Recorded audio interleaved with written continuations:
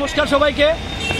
আমরা engineers forum ত্রিপুরার পক্ষ থেকে আজকে এখানে ডিজিপি অফিসের সামনে আমরা এখানে বিক্ষোভ প্রদর্শন করছি। আপনারা জানেন বিগত 29শে মে আদালত চত্বরে কর্তব্যরত অবস্থা আমাদের অপু পাল জনৈক ইঞ্জিনিয়ার, ওনাকে কতিপয় আইনজীবী শারীরিকভাবে নিগৃহীত করে 29 তারিখ।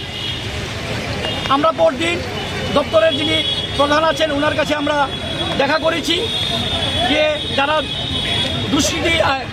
দোষী তাদের যাতে গ্রেপ্তার করা হয় বা এফআইআর করা হয় সেই ব্যাপারে আমরা মাননীয় এমডির সাথে আমরা দেখা করেছি। উনি কথা দিয়েছিলেন দ্রুততার সঙ্গে দেখবেন।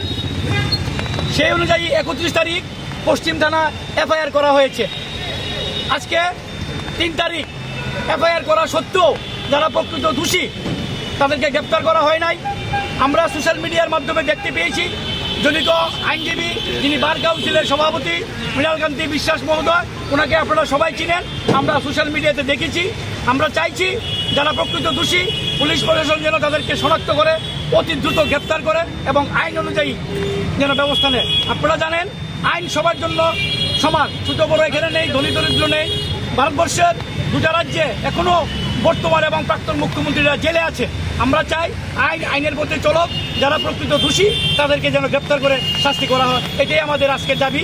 এবং আমরা সারা ত্রিপুরার সমস্ত ইঞ্জিনিয়ার ফোরামের পক্ষ থেকে এখানে মিলিত হয়েছি।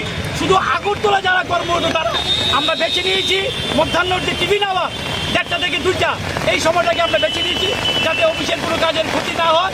আমরা এই দুর্যোগপূর্ণ প্রাকৃতিক ইয়েকে অপেক্ষা করো আমরা এখানে মিলিত হয়েছি। আমরা চাই এটার একটা সুষ্ঠু বিচার হোক।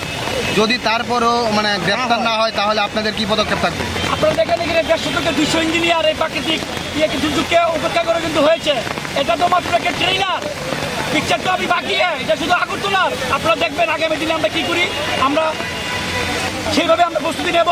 আমরা এই বার্তাটা আপনাদের মাধ্যমে দিতে চাই যে পুলিশ প্রশাসন আছে, দেখি ওনারা কী করে আজকে পরবর্তী সময়ে আমরা সেভাবে সঠিক পদক্ষেপ নেব এবং আপনাদেরকে আমরা সময় মতো জানিয়ে দেবো।